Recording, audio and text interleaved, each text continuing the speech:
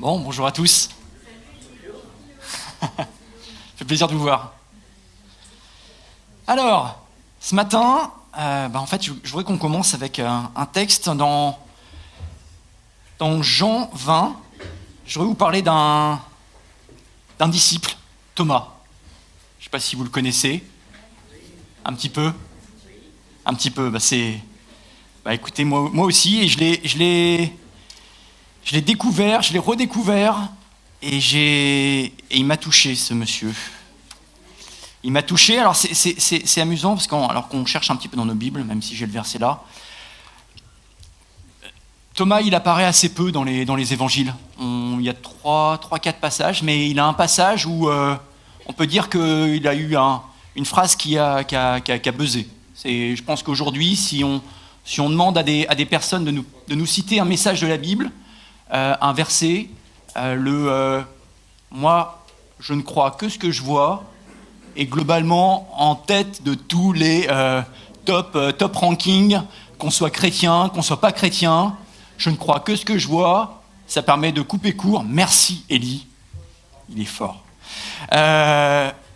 Et donc voilà, Thomas, on n'en sait pas grand-chose, mais en tout cas, on va le voir pendant 5 versets. Et Thomas, il avait un surnom, le jumeau. Pourquoi ? De qui ? Qui est le jumeau de Thomas ? Je vous propose d'avancer dans cette découverte ce matin. Alors, hop, si j'appuie ici, ça se passe là, ça marche. Jean 20, versets 24 à 29. L'un des 12, Thomas, surnommé le jumeau, n'était pas avec eux lors de la venue de Jésus. Les autres disciples lui dirent « Nous avons vu le Seigneur !»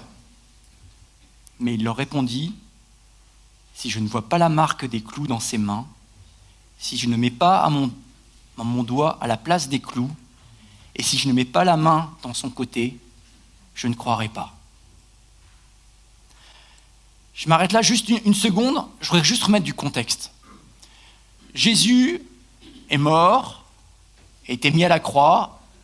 Thomas était un des disciples qui a suivi Jésus pendant tout son ministère. Et voilà, nous c'est un petit peu facile ou compliqué parfois parce qu'on connaît déjà la fin de l'histoire.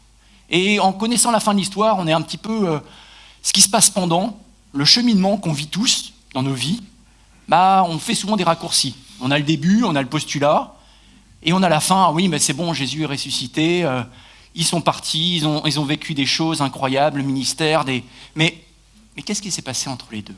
Et dans le cas de Thomas, c'était particulier parce que quand Jésus est apparu aux disciples, le soir de la Pâque, Thomas, il n'était pas là. Tous les disciples étaient là. Jésus s'est montré ressuscité, il leur a montré, mais Thomas, il n'était pas là. Et vous imaginez Thomas qui, à Jérusalem, tout le monde se connaissait, et il l'a vu, les autres disciples pendant ce temps, et pendant une semaine, il a dû avoir la tête comme ça. On a vu Jésus, il est vivant, il est ressuscité. Mais oui, ok, je veux bien, mais moi, je ne l'ai pas vu. Et je crois que Thomas, il est intéressant parce que, comme nous, on n'était pas à la Pâque. On n'était pas au moment où Jésus il est ressuscité. On a entendu des incroyables témoignages de tous les disciples qui ont été bouleversés réellement. Mais on n'était pas. Et Thomas n'y était pas. Et donc Thomas, je pense qu'à un moment donné, je pense que ce verset, si je ne vois pas la marque dans ses mains, c'est que c'est pas la première chose. La première fois, il a dû être surpris. Je pense qu'à la 50e fois où il entendait ça, il a dû dire, écoutez, c'est bon. Vos histoires, vos expériences, moi, si je ne vois pas, si je ne mets pas ma main à côté, je ne croirai pas. Parce que je pense qu'il devait être excédé, il devait être agacé, et surtout, il devait être frustré, certainement. Alors, qu'est-ce qui se passe ? 8 jours plus tard, on arrive au verset 26, les disciples étaient de nouveau réunis dans la maison, et cette fois-ci, Thomas était avec eux. Jésus vint, alors que les portes étaient verrouillées. Il faut imaginer qu'on est dans la partie occupation romaine, c'est loin d'être la période super cool pour être à Jérusalem. Hein. Il y a du grabuge, il y a des choses qui se passent. Donc la porte est fermée, la porte est verrouillée, et Jésus apparaît quand même. Et il arrive, Jésus se tient au milieu d'eux et leur dit que la paix soit avec vous. La paix du Christ, qui passe toutes les barrières. Puis il dit à Thomas, il savait, il avait entendu, ou il avait perçu. Place ton doigt ici, vois mes mains, avance ta main. Mets-la dans mon côté. Ne sois pas incrédule, mais crois. Thomas lui répondit, mon Seigneur et mon Dieu. Parce que tu m'as vu, c'est Jésus qui lui répond, tu crois. Heureux ceux qui croient sans avoir vu. Je suis ému parce que ça me touche, ça me parle, et plus j'ai médité, baigné dans ce texte, plus il me parle. Et ce matin, j'ai eu à cœur d'amener sur 3 parties. La première, c'est de comprendre comment ça se passe à l'intérieur de notre tête, de comprendre, voir, croire pour voir. Et en fait, ce que nous dit Jésus, être heureux pour ceux qui croient sans avoir vu. Ouais, facile à dire. Alors, voilà, j'aimerais avancer sur ce point-là. Après, j'aimerais comprendre ce qui s'est passé pour Thomas en particulier. Et c'est les clés de ce qu'il a compris, en tout cas moi, de ce que j'ai perçu au travers de son processus et de ce qu'il peut nous apporter aujourd'hui. Et puis une troisième partie sur, justement, comment nous croire sans forcément voir. Alors, le premier point, donc voilà un peu comment croire, et j'aimerais apporter quelques points sur... Ah bah tiens, oui, j'avais une photo de Thomas, donc j'en profite. Rembrandt, autant mettre un peu de culture. Hein, et effectivement, donc Thomas, merci pour les lumières. Donc a priori Thomas est sur la droite, et donc Jésus au milieu. En tout cas, c'est un tableau magnifique. Là où je voudrais aller, c'est juste après. Essayer de comprendre un petit peu qu'est-ce qui se passe dans notre tête quand on voit, quand on croit. Est-ce qu'on croit ce qu'on voit? Est-ce qu'on voit ce qu'on croit? En fait, ce qui se passe techniquement, au moment où on voit, dès que l'information est passée juste derrière notre rétine, c'est déjà plus une vision, c'est une information. Et ce qui se passe derrière, il y a dans le parti donc cortex visuel, par préfrontal et moteur, une transformation de cette information, de ce stimulus visuel, qui se transforme en réaction. Et pourquoi je vous dis ça? Parce que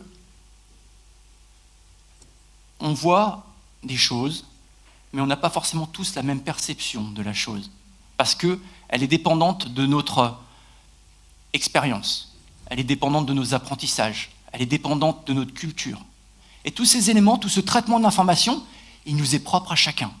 Même nous ici, au travers on est globalement issus d'une culture, d'un certain nombre d'éléments communs, et néanmoins, dans une situation donnée, pour un élément visuel donné, on n'a pas forcément la même réaction.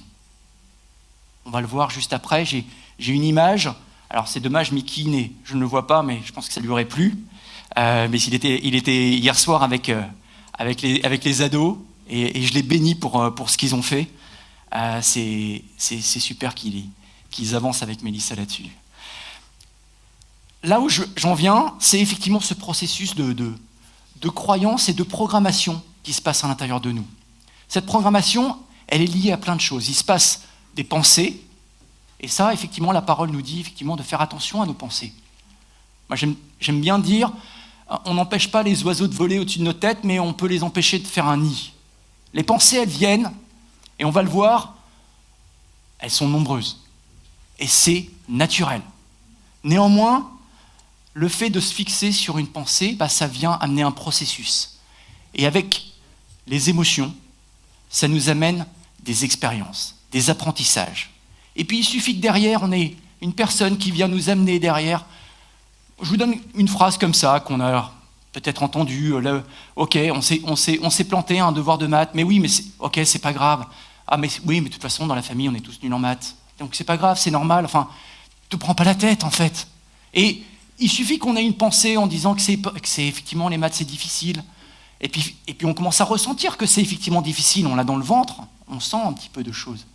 Et puis une fois, 2 fois, 3 fois, 10 fois, et on finit par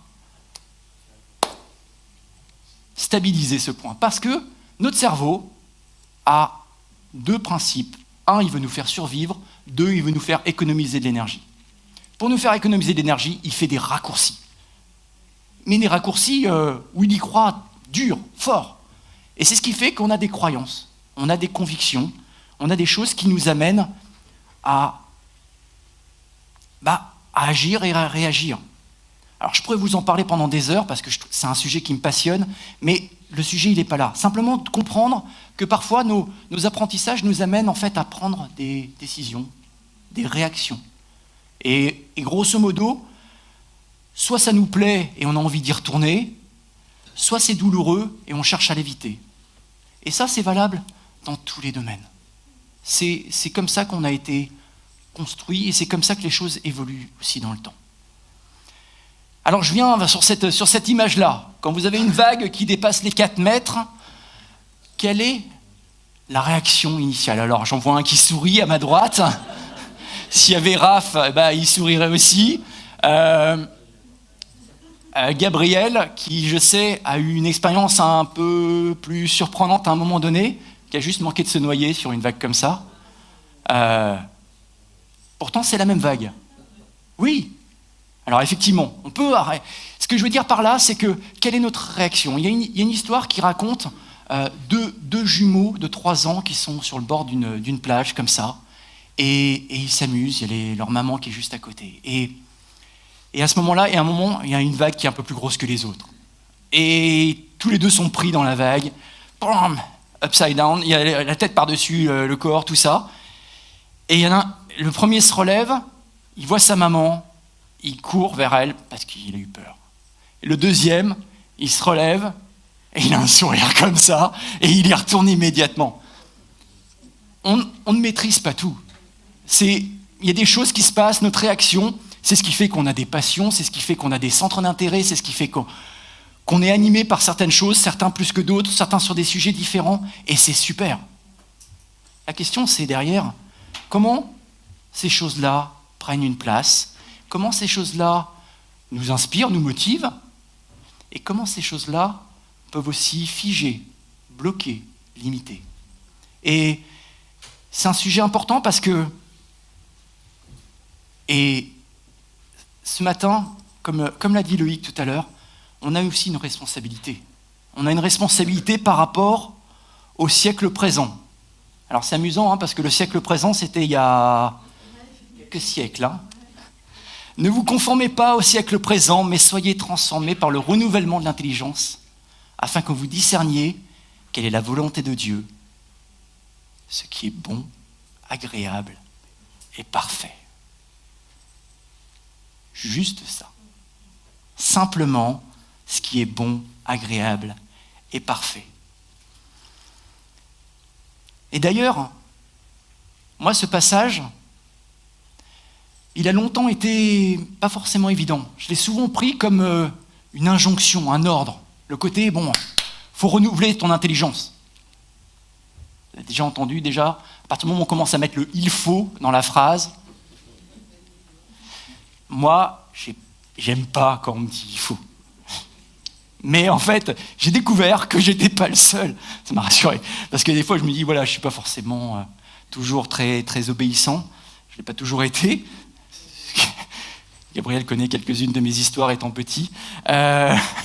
Mais cette obéissance, en fait, cette compréhension, il y a plusieurs manières de l'apercevoir. Soit on la prend comme cette injonction, cet ordre, ou soit on comprend que justement,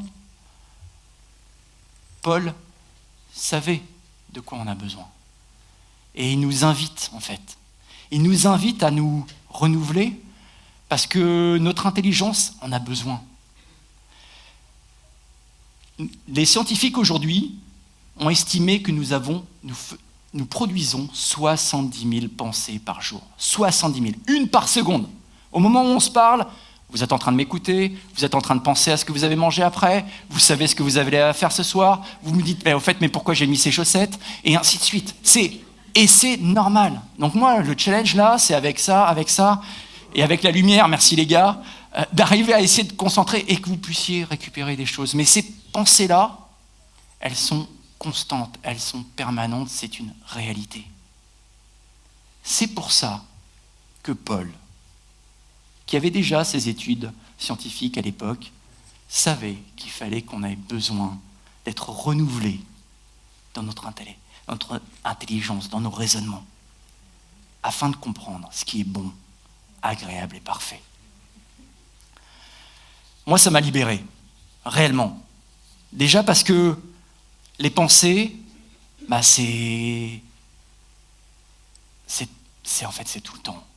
Et de comprendre aussi que, en termes de consommation d'énergie, comme notre corps cherche l'économie, c'est rarement là qu'il la trouve. Et pourtant, savoir sur à peu près les calories qu'on consomme chaque jour, les 2/3 sont liés à notre fonctionnement du cerveau. Les 2/3.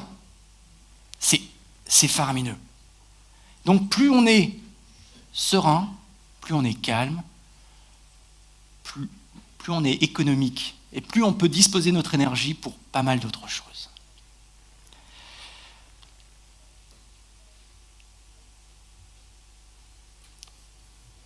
Éphésiens, chapitre 4, verset 13, « Jusqu'à ce que nous soyons tous parvenus à l'unité de la foi et de la connaissance du Fils de Dieu. » À cet état d'homme fait. Et c'est cet élément-là, la notion de homme et femme fait, évidemment, d'individu, à la mesure de la stature parfaite de Christ. C'est-à-dire que c'est pas fini. On en est là, peut-être que vous connaissez Jésus depuis longtemps, peut-être que pas depuis longtemps, peut-être que vous ne le connaissez pas encore, peut-être que vous êtes jeune, vous êtes plus vieux. Quel que soit là où vous en êtes, on a encore du chemin à faire. Et c'est extraordinaire. Parce qu'on n'a pas encore atteint cette mesure de la stature parfaite de Christ en nous. Et donc on a besoin de nous renouveler, on a besoin d'être aussi un peu challengé. Et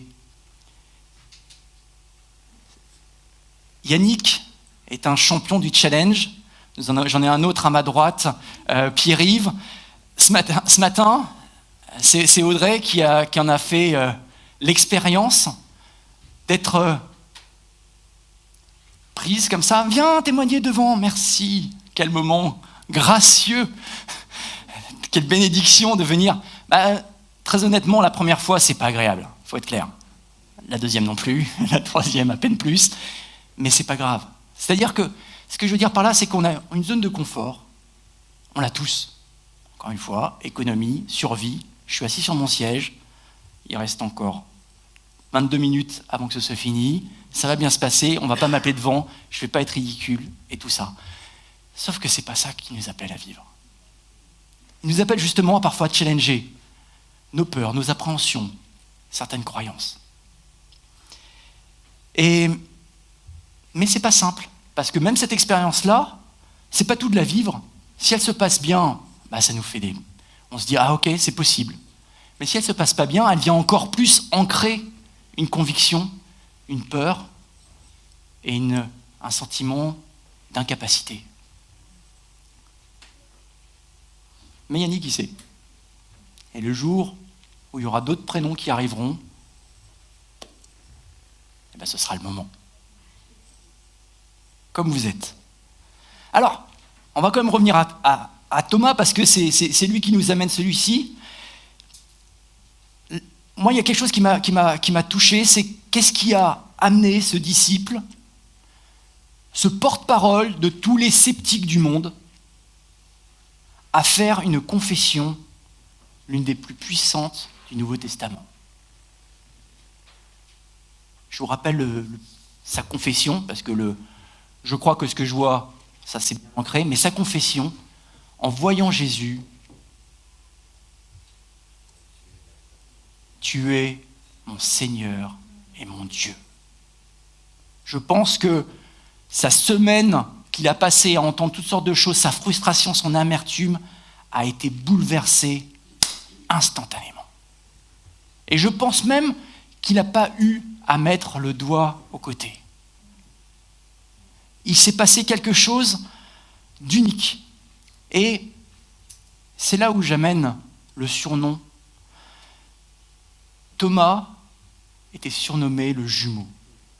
Et comme je le disais en introduction, ce jumeau, on en sait, déjà Thomas, on ne sait pas grand-chose, mais en fait, son jumeau, on en sait encore moins. Mais qu'est-ce qu'il y a derrière ça ? Moi, je crois que on est tous un petit peu les jumeaux de Thomas. Parce qu'on n'était pas là au moment de la Pâque. Mais il a fallu qu'on passe par ce processus de chercher, d'attendre, et peut-être même un petit peu de rancœur, d'amertume, d'incompréhension.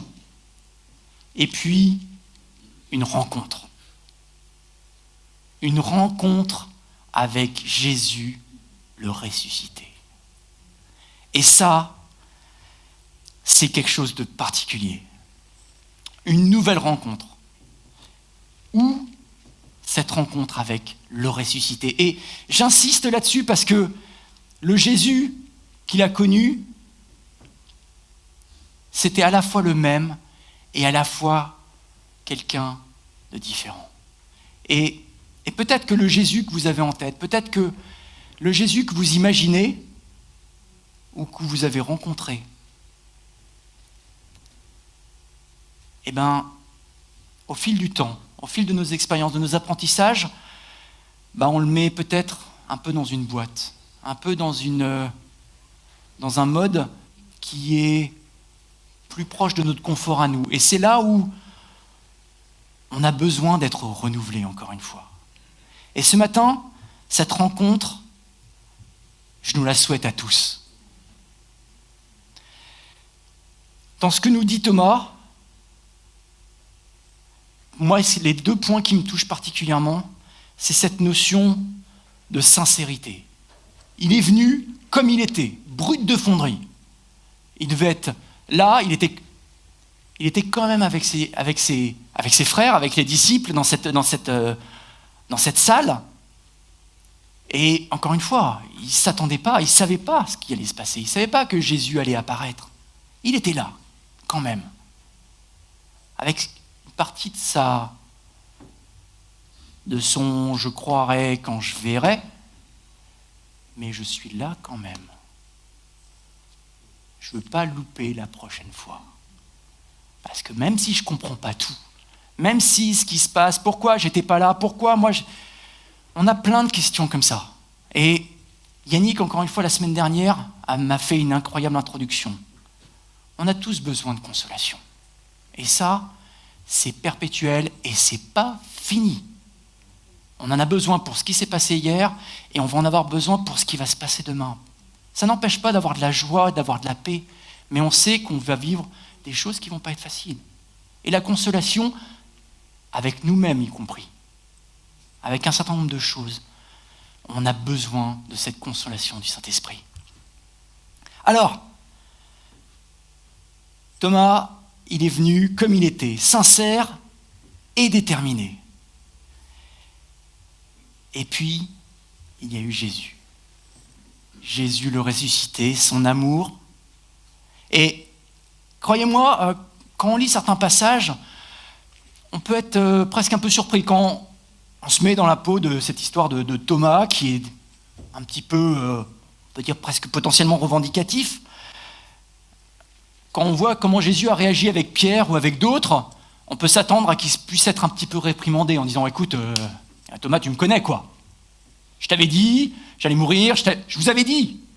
Et je te l'avais dit à toi aussi. Donc, pourquoi t'as besoin de voir pour croire ?» Mais ça, c'est pas Jésus. Ça, c'est moi. Une interprétation possible, et que certains peuvent avoir. Jésus, il n'est pas là. Jésus, il dit, il est là. Et la première personne à qui il parle, il y avait tout le monde dans la salle. Thomas, viens.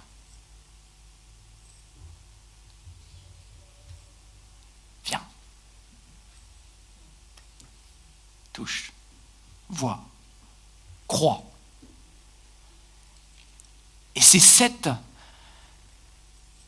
acceptation, cette considération, cette reconnaissance de Jésus qui pour moi a réellement bouleversé Thomas. Et ce matin, il nous le redit. Viens, vois, crois, comme tu es, avec tes bagages, avec ce que tu as compris des choses, avec ce que tu n'as pas compris, avec ce que tu aimerais, ce que tu comprends pourquoi celui l'a eu et moi j'ai pas eu, et lui il a reçu et moi j'ai... Viens, viens à Jésus. Viens, venons à Jésus. Cette rencontre a été majeure. Il s'est passé une conviction qui a bouleversé la vie de Thomas derrière. Et nous aujourd'hui, on est aimé par lui. La parole déborde de messages, car Dieu a tant aimé le monde qu'il a donné son Fils unique. Et si la parole ne vous suffit pas, passons du temps ensemble. Des témoignages, ça déborde. Vous avez besoin, vous manquez, vous avez une colère, une amertume, un rejet. Partageons-le. C'est pour ça qu'on a le groupe d'hommes, c'est pour ça qu'il y a le groupe de femmes, c'est pour ça qu'il y a les moments de prière, c'est pour ça qu'il y a toutes sortes de moments. C'est pour ça qu'il y a le jeudi midi, la soupe. C'est pour vivre ça, parce que on n'est pas seul dans cette histoire. Et que si on a besoin de savoir un peu comment ça se passe avec Jésus, eh ben, on a tous plein d'histoires à partager. Des moments joyeux, des moments douloureux, des moments vrais en tout cas. J'insiste là-dessus parce que c'est cette conviction, parfois, on est maladroit et on pourrait l'amener avec une forme de culpabilité. Oui, ça serait bien que, parce que vous comprenez, la guerre en Ukraine, il y a plein de choses, il y a des gens qui meurent de faim, et ça serait bien qu'on se bouge un petit peu. C'est vrai, c'est une réalité. Mais cette culpabilité-là, elle n'a jamais transformé qui que ce soit. Ça n'empêche pas d'être conscient des enjeux et d'une réalité. Je vous parlais du monsieur défi à ma gauche et j'ai un monsieur défi à ma droite. Pour les hommes qui étaient là il y a 10 jours, la semaine dernière même, ça passe vite, Pierre-Yves m'a lancé un défi à la fin du groupe d'hommes en disant « Guillaume, bon ok, on a parlé de plein de choses, mais ça serait bien que tu nous fasses un petit résumé, une petite synthèse, et puis qu'on puisse voir les actions en place. » Et je lui ai répondu non. C'est pas facile de dire non à Pierre-Yves. Non, si, je te le dis. Mais j'ai dit non, pourquoi ? Parce que c'est pas au rôle d'un responsable de groupe d'hommes de faire cela. Aujourd'hui, on a reçu Matthieu 28, versets 19 et 20. Allez, faites de toutes les nations des disciples. Oula, il y en a un qui va pas aussi vite que moi. Merci. Allez, faites de toutes les nations des disciples, baptisez-les au nom du Père, du Fils, du Saint-Esprit, et enseignez-leur à garder tout ce que je vous ai prescrit. Et voici, je suis avec vous tous les jours jusqu'à la fin du monde. Alors évidemment, Jésus parlait à Loïc, Pierre-Yves, Yannick et bientôt Samuel. On est cool là-dessus, hein ? Non ? Oui ? Non ? Merci. Non. Non. C'est pour chacun. C'est une mission, c'est un appel, c'est un cri du cœur que Jésus a fait à chacun d'entre nous qui croyons. Alors, qu'est-ce qu'on fait ? Comment croire à celui qui est ressuscité sans l'avoir vu ? Eh bien, il y a besoin d'une rencontre. Une rencontre avec celui qui est le chemin, la vérité, la vie. Celui par qui on ne peut pas aller autrement au Père. Vous savez, en termes de... Il y a différentes études qui ont été faites et un élément moi, qui me plaît, c'est ils se sont rendus compte que nous sommes, grosso modo, la moyenne des 5 personnes avec qui nous passons le plus de temps. Une histoire de neurones miroirs, de plein de choses. Et c'est intéressant de se dire qui sont les personnes avec qui nous passons le plus de temps. Qu'est-ce qu'elles pensent ? Comment elles nous influencent ? Et j'aimerais vous inviter à vous poser la question, est-ce que cette personne, ce Jésus ressuscité, fait partie de ces 5 personnes ? C'est pas simple, hein ? C'est pas toujours simple dans l'emploi du temps de la journée, mais c'est intéressant de se dire qu'en tout cas, les personnes, le temps que l'on passe sur les choses a une incroyable influence sur nous. Et encore une fois, pas de culpabilité, parce que le challenge, il n'est pas de se dire ok, chacun sait sa vie, chacun gère ses priorités, ses enjeux. Mais en tout cas, sachez que le temps que nous passons avec lui aura une influence certaine. Et pourquoi je le sais ? Parce que lui-même passait du temps avec son Père.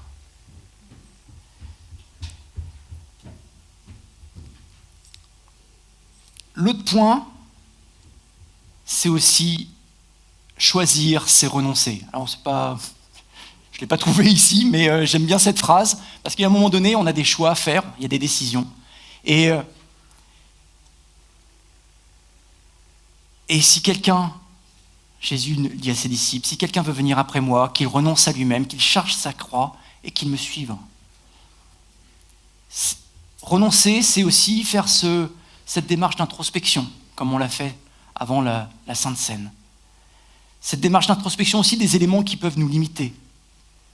C'est renoncer au confort de rester sur son siège, renoncer au fait de croire que l'on ne peut rien apporter aux autres. Ce sont des mensonges. À qui profite le crime ?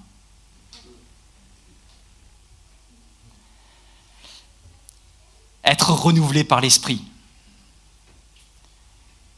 Si vous n'étiez pas là, écoutez le message de la semaine dernière sur la consolation, sur le consolateur, le paraclétos, l'avocat, le stratège, l'infirmier, le conseiller. Jean 14, tous les versets sont à malaxer, se nourrir, découvrir qu'il est avec nous, en nous, de notre côté, pour nous amener sur ce chemin, nous enseigner.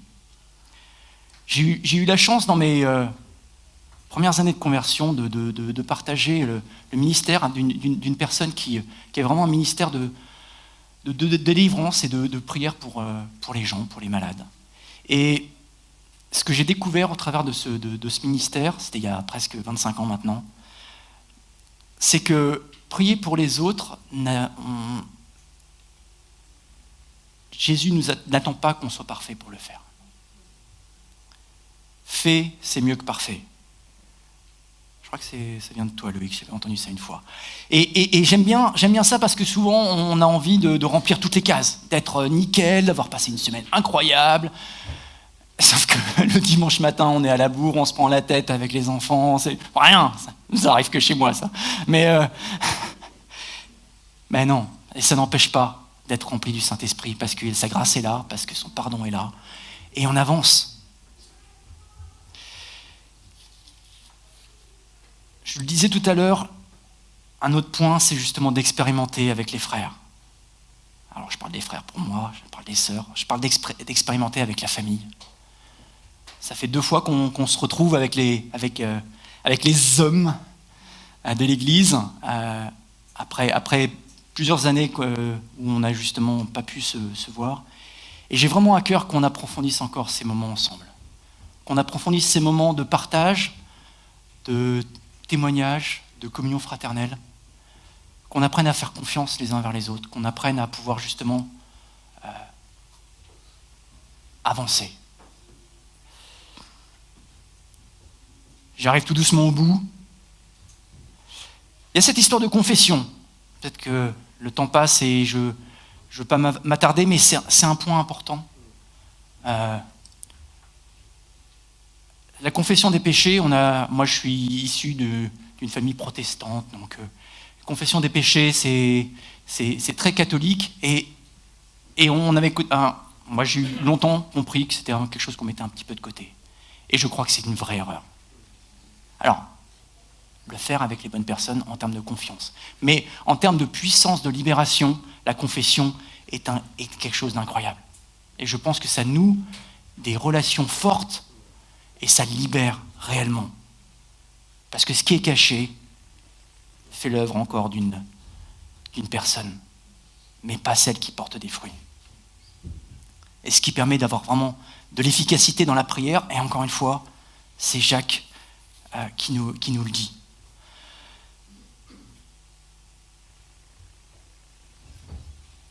Se nourrir de la parole, j'ai envie de vous demander, c'est quoi votre verset refuge à vous? Ce matin, Yannick nous parlait du témoignage qu'il a eu auprès de cette personne mourante. Et il m'a volé un de mes versets. Alors peut-être que c'est un de mes versets de beaucoup de monde, et tant mieux. Mais effectivement, le psaume 23 est pour moi quelque chose d'incroyable. C'est d'une puissance. Lorsque je traverse la vallée de l'ombre de la mort, il ne me sera fait aucun mal. Car tu es avec moi. Et j'ai envie de découvrir vos versets refuge à vous. Parce que derrière un verset refuge, il y a une bataille. Il y a un combat. Et comme on l'a chanté ce matin, il y a une victoire.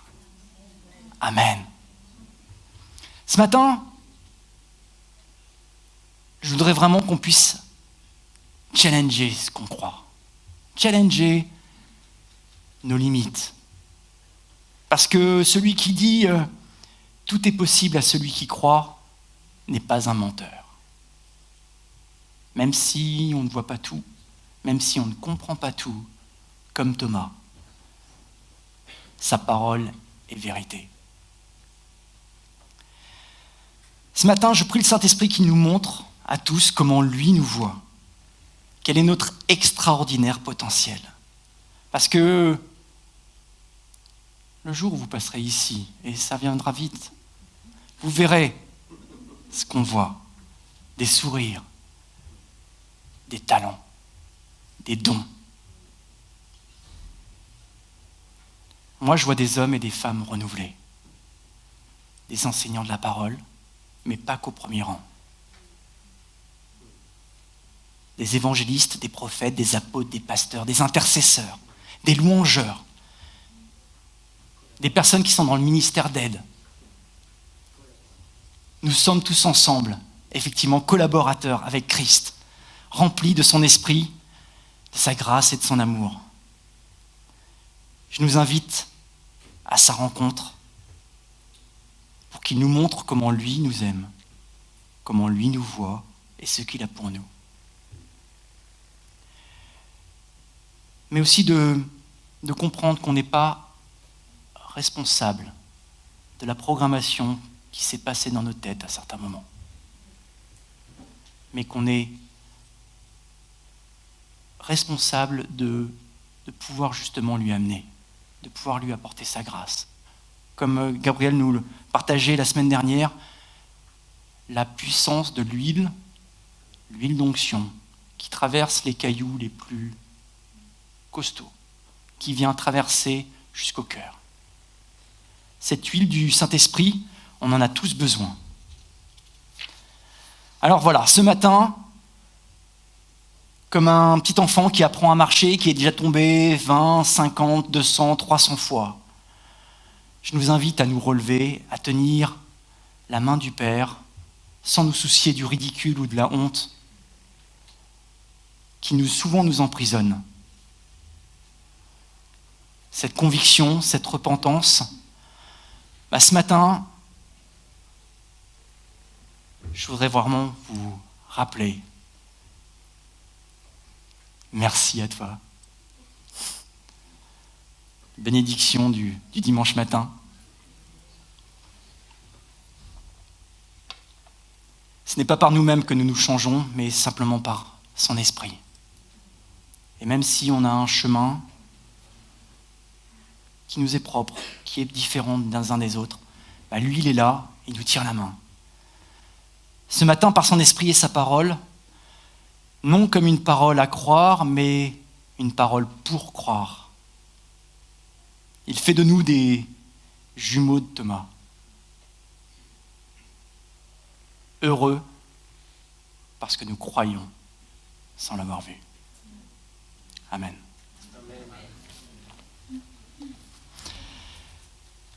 Papa, je voudrais te bénir, je voudrais te remercier pour ta parole, je voudrais te remercier pour ton esprit et pour tous nos frères et sœurs, qu'ils soient ici, qu'ils soient à nous écouter en vidéo. Je voudrais vraiment te remercier parce que tu nous parles encore. Même avec des messages d'il y a plusieurs milliers d'années, tu es là et tu es vivant. Et tu touches des cœurs, tu délivres, tu guéris. Et j'ai hâte de voir les fruits de ton œuvre en chacun. Amen.